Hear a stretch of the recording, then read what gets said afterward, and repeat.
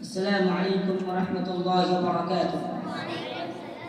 الحمد لله رب العالمين حمدا يليق بجلاله وجلاله، والصلاة والسلام على سيد المرسلين وعلى آله وصحبه أجمعين، أما بعد.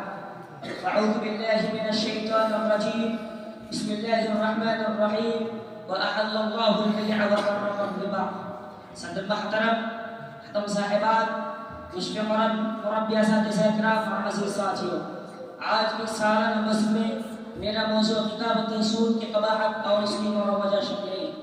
حضرات، سود کو عربی زبان میں ربا کہتے ہیں، جس کا لغوی معنی ہے زیادتی اور بڑھو طریقے، اور شرعی اصطلاح میں ربا کہتے ہیں کسی کو اس شرط کے ساتھ رقم ادھار دینا کہ وہ واپسی کو کچھ رقم زیادہ لے گا۔ حضرات، اللہ تبارک تعالیٰ نے خرید و فروخت کی مشروعیت اور سود کی حرمت واضح انداز میں بیان کرتے ہوئے فرمایا وَأَحَلَّ اللَّهُ الْبَيْعَ وَحَرَّمَ الرِّبَا۔ سود اس قدر خطرناک ہے کہ قرآن اس کی مذمت کے جو لفظ استعمال کیا وہ دیگر بڑے گناہ کے استعمال نہیں کیا۔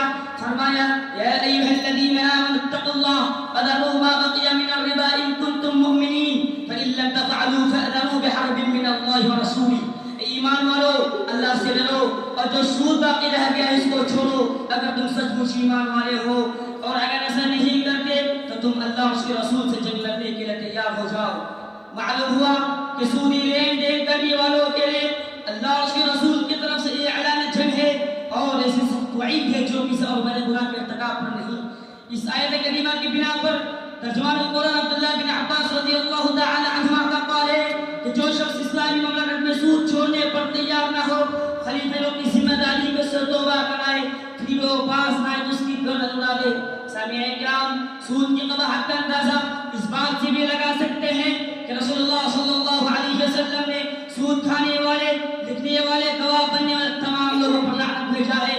لعن رسول اللہ صلی اللہ علیہ وسلم آکل الربا وموکلہ وکاتبہ وشاہدیہ وقالہم سواء۔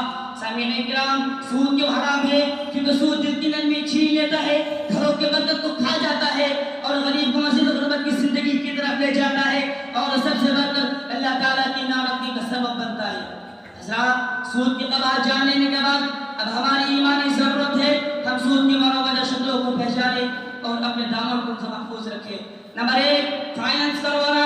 اگر آپ کسی بھی بینک سے، کمپنی سے لون لیں، جیسے home loan, education loan, business loan, تو سود کی مروجہ شکل ہے جسے آپ کو بچنا چاہیے۔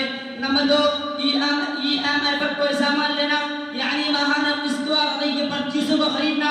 آج ہمارے ملک میں جتنی ای ایم آئی کی شکلیں ہیں ان میں سود پایا جاتا ہے۔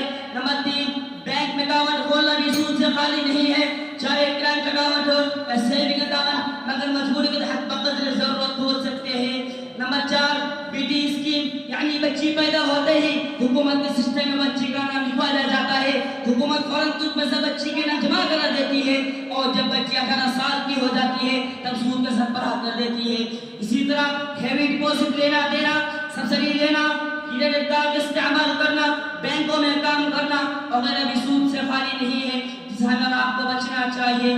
آخر میں اللہ تعالیٰ سے دعا ہے کہ اللہ تعالیٰ ہم تمام مسلمانوں کو سود اور اس کی مروجہ شکلوں سے بچائے، آمین۔ السلام علیکم ورحمۃ اللہ۔